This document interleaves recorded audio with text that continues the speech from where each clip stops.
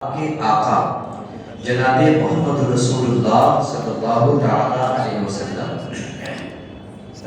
با اختیار ہے، اور ایسا اختیار ہے کہ اگر سب کے لیے کوئی چیز ناجائز بھی ہو، اور توجہ سے سنیں گے، نبی ہمارے اتنے اختیار والے ہیں کہ فرمایا گیا کہ اگر سب کے لیے کوئی چیز ناجائز بھی ہو اور رسول کسی خاص بندے کے لیے وہ جائز بھی قرار دے دیں تو رب تبارک و تعالیٰ اس جائز فرمانے کو منع نہیں فرماتا۔ یہ بہت بڑی بات ہے جو میں بول رہا ہوں، اور یہی وہ مقام ہے جہاں پر آ کر بہت سارے لوگ ٹھوکر کھاتے ہیں۔ اللہ ہی کے چاہنے سے ہوتا ہے، ٹھیک ہے، اللہ ہی کے چاہنے سے ہوتا ہے، لیکن اگر اللہ ہی یہ چاہے کہ میرے محبوب تمہارے چاہنے سے بھی ہوتا ہے تو پھر اللہ ہی کے چاہنے سے ہوا۔ تو یہ نہ کہا جائے کہ اللہ ہی کے چاہنے سے ہوتا ہے اور کسی کے چاہنے سے کچھ نہیں ہوتا ہے۔ جب اللہ ہی کے چاہنے سے ہوتا ہے اور تم بھی یہ مان رہے ہو کہ اللہ ہی کے چاہنے سے ہوتا ہے، تو میں یہ کہتا ہوں کہ اللہ یہ چاہتا ہے، اللہ یہ چاہتا ہے کہ محبوب آپ کی چاہت بھی نافذ ہو۔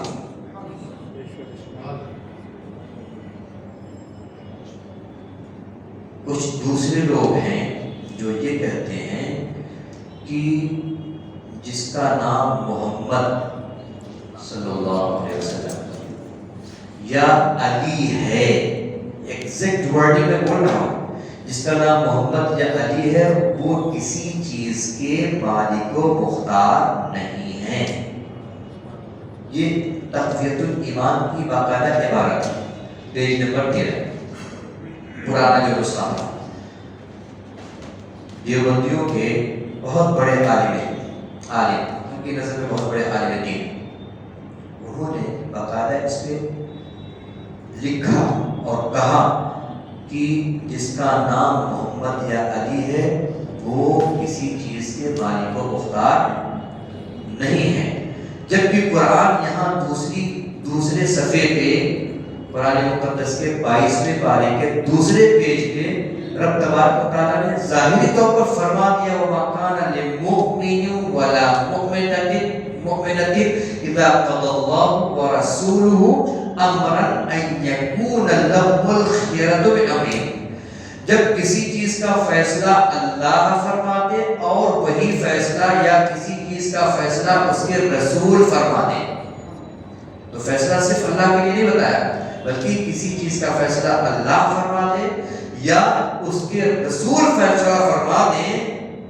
تو اب مومنوں اور مومن مرد اور مومن عورتوں کو اب اپنا اختیار نہیں رہ جاتا کہ اپنے من سے چاہے تو کر لیں، گویا رب کے ساتھ ہی رب کے محبوب کا بھی فیصلہ مانا رکھتا ہے۔ جو لوگ یہ کہتے ہیں کہ نہیں محمد یا علی کے چاہنے سے کچھ نہیں ہوتا، میرے رسول اگر کسی کے تعلق سے اپنی چاہت کا اظہار فرما دیں، فیصلہ کر دیں، تو پھر وہ چاہت اللہ کے نزدیک نافذ ہوتی ہے، اللہ رب العزت اس کو رد نہیں فرماتا ہے۔ سمجھنے کی چیز ہے، یہ تو آیت کریمہ سے ہو گیا۔ اب ذرا سا حدیث طیبہ سے بھی اس کی دلیل لے لیں تاکہ بات مکمل ہو جائے۔ نبی پاک صلی اللہ علیہ وسلم جب ہجرت کے لیے تیار ہوئے اور مکے سے مدینے جانے لگے، جلدی عرض کرتا ہوں، تو کافروں نے سر جوڑ کر ایک میٹنگ کی اور کہا کیسے بھی کر تو محمد کو پکڑو، try to catch him، ان کو گرفتار کرو، and the one who catches will get 100 camels، جو پکڑ کے لے آئے گا 100 سرخ اونٹ، ریڈ کیمل ول گیٹ، 100 سرخ اونٹ پائے گا، اور 100 سرخ اونٹ کی قیمت تو ایسے بھی بڑی، لیکن عربوں میں سرخ یعنی لال اونٹ کی قیمت اور بھی بڑی، اور وہاں تو 100 کی بات آ گئی، تو بہت سارے لوگ نکلے، سوچا کہ چلو تقدیر آزماتے ہیں، شاید محمد عربی کو گرفتار کر کے لایا تو یہ انعام ہم کو مل جائے۔ بہت سارے لوگ نکلے، انہی میں سے ایک شخص تھے جن کا نام تھا سراقہ. کیا نام تھا؟ Just mention in your hate and your hurt. Keep it in your mind. حضرت سراقہ یہ بھی نکلے، اس وقت تک ایمان نہیں لے آئے تھے، بعد میں ایمان لے آئے. یہ بھی نکلے اور چلتے چلتے اس مقام پر بھی پہنچ گئے جہاں پر سیدنا ابوبکر صدیق اور ہمارے اور آپ کے آقا تشریف فرما تھے. ٹھیک ہے، پہنچ گئے اور جیسے ہی پہنچے حضرت ابوبکر صدیق نے کہا حضور یہ سراقہ آ رہا ہے اور ہم کو گرفتار کر لے گا.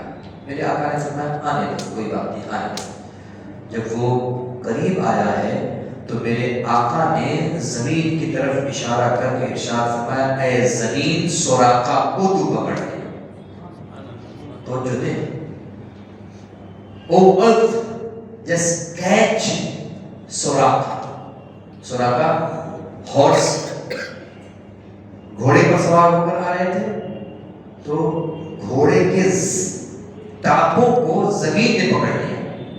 وہ سراقہ جو بہت ماہر تھے گھوڑ سواری میں، جب دیکھا کہ یہاں تو زمین گھوڑے کے پیروں کو بھی پکڑ لی ہے تو ایک بات ان کے ذہن میں آیا کہ یہ معمولی چیز نہیں ہے، آج میرے گھوڑے کے قدموں کو زمین نے پکڑا ہے. تو پھر کہا کہ اے محمد عربی مجھے معاف کریں، میں جا رہا ہوں واپس، لیکن جو آپ نے یہ کہا ہے زمین کو پکڑنے والی بات، زمین سے آپ کہہ دیں کہ میرے گھوڑے کے قدموں کو چھوڑ دیں. میرے آقا نے ارشاد فرمایا زمین کو اے زمین سراقہ کے گھوڑے کے قدموں کو چھوڑ دیں، جسٹ لیو اٹ، جانے.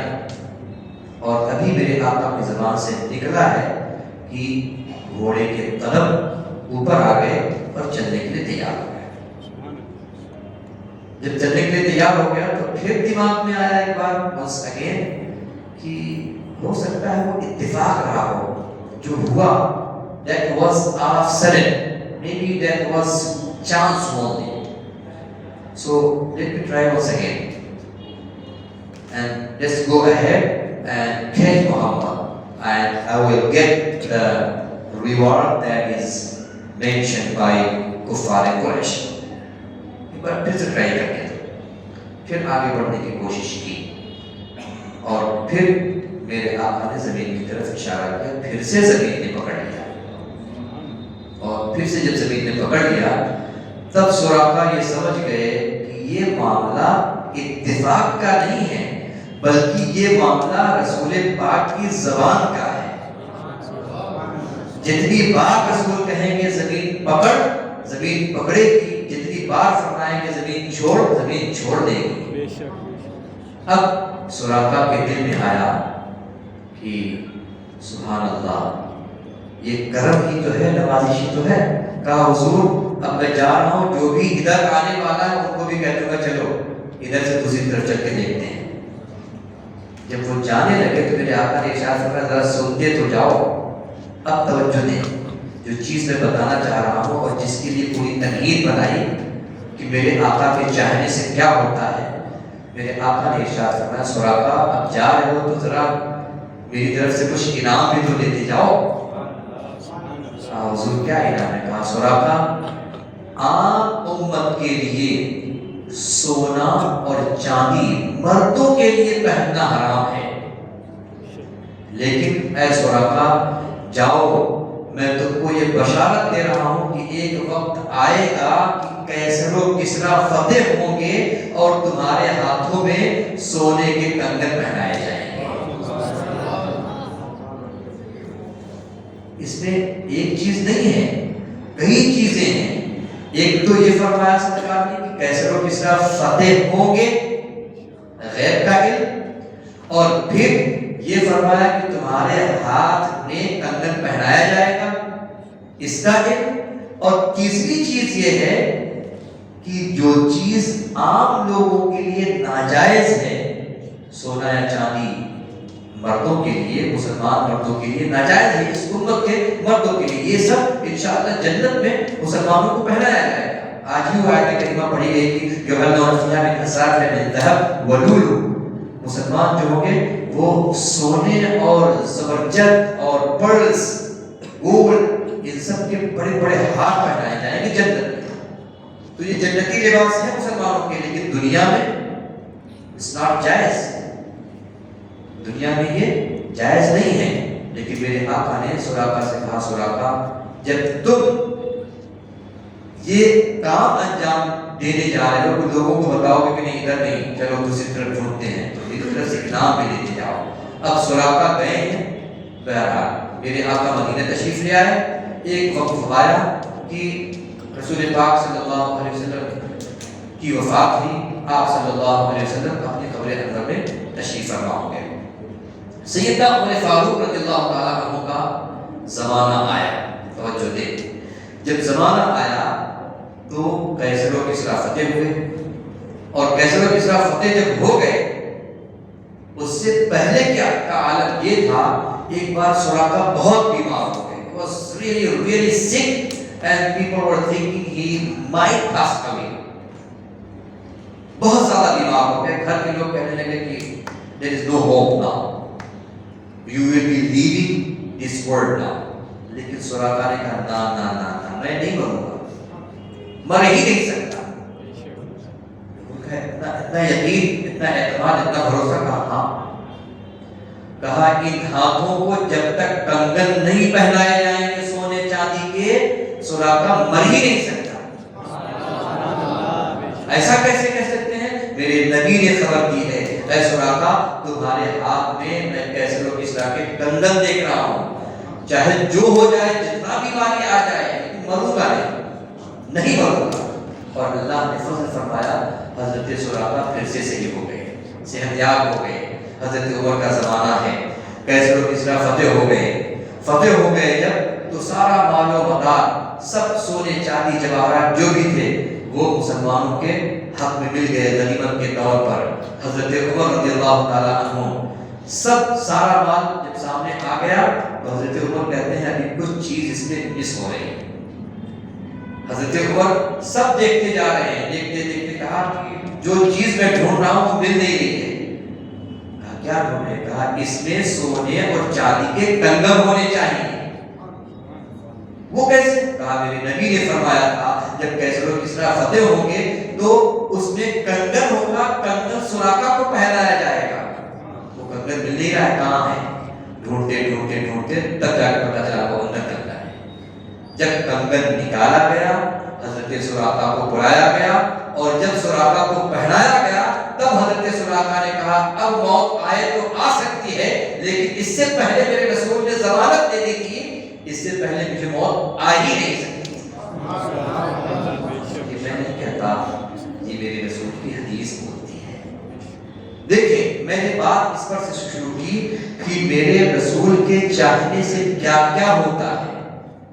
رسول کے چاہنے سے یہ ہوتا ہے کہ جو چیز عام امت مسلمہ کے افراد کے لیے حلال نہیں ہے، وہ چیز بھی اگر میرے رسول چاہ لے تو کسی بندے کے لیے وہ چیز جائز ہو جاتی ہے.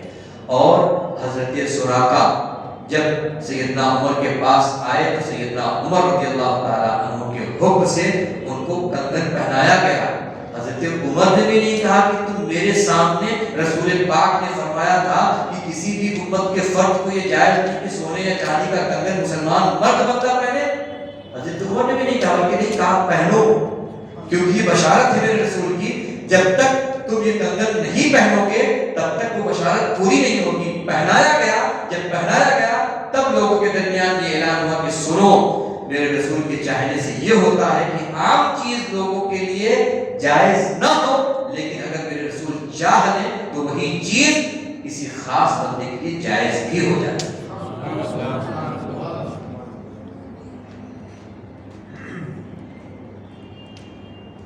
میرے امام نے کہا تھا عرش حق ہے مسند رفعت رسول اللہ کی، دیکھنی ہے حشر میں عزت رسول اللہ کی. ہم نے تو رسول پاک کو ظاہری طور پر دیکھا نہیں ہے، لیکن اتنا تو یقین ہے مرنے کے بعد حشر میں تو سب جمع ہوں گے. امام نے کہا دنیا میں تو صرف سنا ہے، ایمان رکھا ہے، لیکن حشر میں دیکھیں گے رسول پاک کی عزت انشاءاللہ، اور یہ دیکھیں گے کہ جب سب کے سب پریشان ہوں گے، یہاں وہاں وہاں وہاں بھاگ رہے ہوں گے اور سب کہہ رہے ہوں گے اذهبوا الی غیری، اذهبوا الی غیری، اذهبوا الی غیری، میں کچھ نہیں کر سکتا، میں کچھ نہیں کر سکتا، میں خود اپنی نفسی میں پڑا ہوا ہوں، حضرت آدم ہو کہ موسیٰ ہو کہ عیسیٰ ہو کہ نوح ہو اور جو بھی انبیاء کرام ہیں، ایسا نہیں کہ یہ ان کی عزت نہیں ہے، لیکن اس وقت کا عالم یہ ہوگا کہ آج محبوب کی شان دکھائی جائے، اے آدم آپ بھی بولے نا، اے عیسیٰ اے موسیٰ آپ کی عزت ہے، لیکن ذرا پوری دنیا کے لوگوں کو میرے محبوب کی شان تو پتہ چل جائے، ورنہ کیا ضرورت تھی؟ سب کو پتا، اللہ کو پتا ہے کہ کون جنت میں جائے گا، کون دوزخ میں جائے گا، کون کیا کیا ہے، کون نہیں کیا ہے، سب کچھ میرے رب کو پتا ہے، ڈائریکٹ میرے رب ڈال دیتا، چلو جنتی ہو تو جنت میں جاؤ، چلو جہنمی ہو دوزخ میں جاؤ، کر دیتا، لیکن نہیں، فرمایا نا ایسے نہیں، سب لوگ جب پریشان ہو کے ان کے پاس ہو کر پھر جب رسول پاک کے پاس آئیں گے تب سب کو پتا چلے گا کہ محمد عربی کا مقام کتنا بلند ہے، کہ جہاں کسی کی نہیں چلتی ہے وہ محمد رسول اللہ کی چلتی ہے، آمنہ کے لال کی چلتی ہے، ہمارے آقا کی چلتی ہے۔ بے شک بے شک۔ تو اسی وجہ سے میری امام نے کہا تھا عرش حق ہے، مسند رفعت رسول اللہ کی دیکھنی ہے، ہم سب کو دیکھنی ہے، حشر میں عزت رسول اللہ کی، اور لا ورب العرش جس کو جو ملا ان سے ملا، بڑھتی ہے کونین میں نعمت رسول اللہ، پوری کائنات میں رسول کی نعمت بڑھ رہی ہے، اور خود رسول پاک نے فرمایا اللہ یعطی وانما انا قاسم، اللہ دیتا ہے بانٹتا تو میں ہوں، یہ حدیث صحیح ہے، اللہ دیتا ہے میں بانٹتا ہوں، اور جب میرے رسول بانٹ رہے ہوں تو پھر ہم کیوں نہ لینے چاہیں گے، اور میرے رسول بانٹ رہے ہیں تو کسی کو صداقت کا تاجدار بنا رہے ہیں، کسی کو سخاوت کا تاجدار بنا رہے ہیں، کسی عمر کو جو پہلے نہ جانے کیا تھے لیکن جب رسول پاک کی بارگاہ میں آ گئے تو یعنی کیا سے کیا بن گئے، یہ کون بانٹ رہا ہے، یہ میرے رسول کا صدقہ ہے جو سب کو مل رہا ہے، اور اگر ہم اور آپ بھی، اگر ہم کو اور آپ کو بھی عزت ہے الحمدللہ، تو واقعی بتا رہے ہیں اللہ کی قسم رسول پاک کے قدموں سے مل جانے کی وجہ سے، رسول پاک کے قدموں سے وابستہ ہونے کی وجہ سے الحمدللہ، اس وجہ سے یہ نہ کہا جائے اور یہ نہ سوچا جائے کہ رسول پاک کے چاہنے سے نہیں ہوتا ہے کچھ، جیسا کہ کسی نے کہا کہ جس کا نام محمد یا علی ہے ان کے چاہنے سے کچھ نہیں ہوتا، وہ کسی چیز کا اختیار نہیں رکھتے ہیں، جبکہ قرآن کہتا ہے کہ میرے رسول اگر چاہ لیں، میں نے پہلے بھی عرض کیا، میرے رسول اگر چاہ لیں، دل میں اگر بات آ جائے، یہ زبان پر بھی نہیں آئی ہے، رب تبارک و تعالیٰ قبلہ بھی چینج کر دیتا ہے،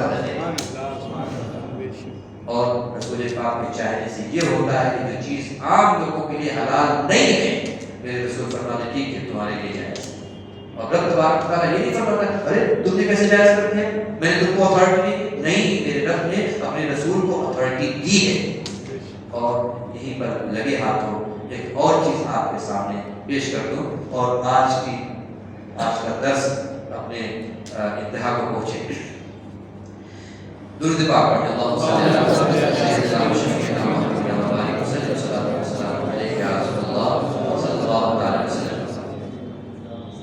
جس زمانے میں حج کی فرضیت قرآن مقدس سے ثابت ہوئی تو اس زمانے میں میرے آقا نے صحابہ کے درمیان ارشاد فرمایا، اے لوگوں مسلمانوں کے اوپر حج کرنا فرض ہو گیا، ٹھیک ہے، اتنا میرے آقا نے فرمایا۔ ایک صحابی کھڑے ہو گئے، حضور ہر سال each and every year for each and every single Muslim سب کے لیے فرض ہے، ہر سال فرض ہے؟ میرے آقا خاموش ہے، he was totally silent, he never replied for yes or no۔ دوبارہ پھر سے صحابی نے کہا، حضور یہ جو حج فرض ہے ہر مسلمان کے اوپر ہر سال فرض ہے؟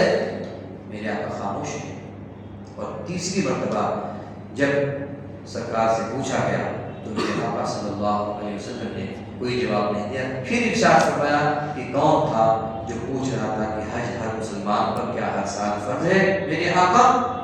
تو انہوں نے کہا حضور میں نے پوچھا. کہا سنو، اللہ کے حدود کے سلسلے میں بہت احتیاط سے کام لیا کرو. اگر میں کہہ دیتا ہاں، جب تم پوچھ رہے تھے، اگر میں کہہ دیتا ہاں تو اللہ تبارک و تعالیٰ تمام مسلمانوں پر ہر سال حج کو فرض کر دے گا. اس کا مطلب یہ ہے کہ رسول پاک کی زبان سے نکلا ہوا کلمہ اللہ تبارک و تعالیٰ رد نہیں فرماتا ہے، بلکہ جب رسول پاک کی زبان سے نکل گیا، محبوب آپ کی زبان سے نکل گیا، اب اس زبان کی ویلیو ہے. آپ نے کہہ دیا تو وہ ہو گیا ہے.